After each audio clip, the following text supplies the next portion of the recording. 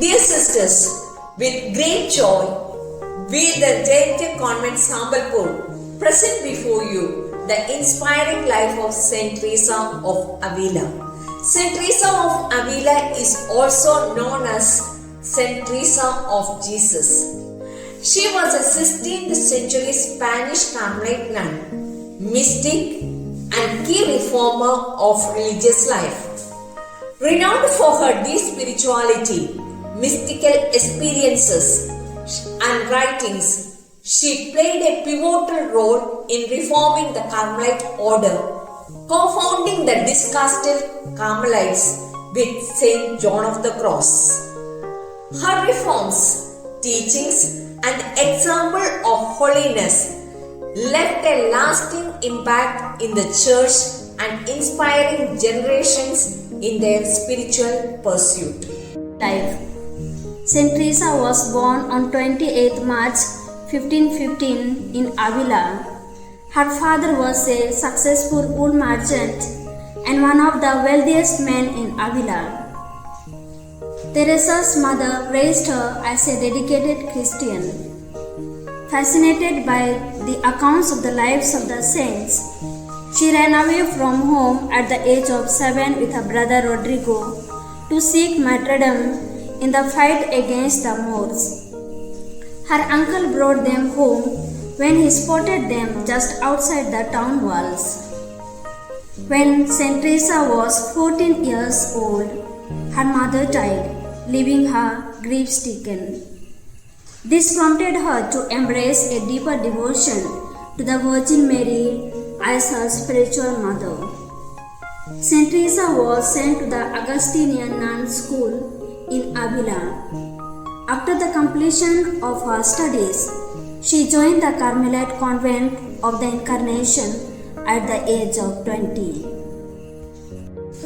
Saint Tresa of Avila led intensely mystic and ascetic life.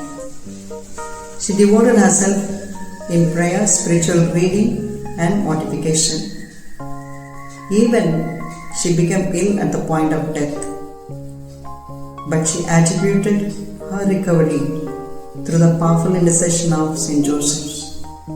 During this time of illness, she had a time to recollect herself that made her to devotion to silence. And ultimately, ecstatic, that is, union with God, very often accompanied with the blessings of tears. She was a monastic reformer. Saint Tresa, troubled by the spiritual laxity in the convent of the Incarnation, resolved to reform Carmelite life. Encouraged by her spiritual advisor, she founded a new convent, St. Joseph's. Embracing strict cloister, absolute poverty, and the renunciation of property, she received papal approval and formulated a new constitution, living mostly in seclusion, devoted to prayer and writing. She was also authorized to establish 2 reformed houses for men, assisted by St. John of the Cross and Antony of Jesus. Autobiography describes 4 stages of mystical prayer. 1. Devotion of the heart consists of mental prayer and meditation and contemplation of Christ's passion. 2. Devotion of peace, the surrender of the human will to God. 3. Devotion of union concerns the absorption in God. 4. Devotion of ecstasy, a state in which bodily awareness fades and the senses, memory, and imaginations are fully absorbed in God. The major works and teachings, The Way of Perfection, a practical guide that teaches how to grow in the spiritual life through prayer, meditation and disciplined devotion. The Interior Cassette, she describes as a soul's journey to God through 7 mansions. The Purgative Stage, First Mansion, The soul is in a state of grace but still surrounded by sin. Second mansion, where the soul grows through consistent prayer and seeking God's will. Third mansion, the mansions of exemplary life, marked by divine grace and deep love for God. The illuminative stage, fourth mansions, the soul begins to rely less on its own efforts as God's action become more prominent. Fifth mansion, the prayer of union, where the soul is prepared to receive God's gift more profoundly. The unitive stage.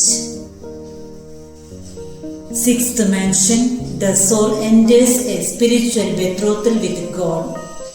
Seventh mansion, the spiritual marriage with God, in which the soul reaches complete union. Her final years and death. Saint Tresa fell ill on a journey to Albert Thomas and died on 15th October 1582. Her last words were, "My Lord, it is time to move on." Well then, may your will be done, O my Lord and my spouse. The hour that I have longed for has come.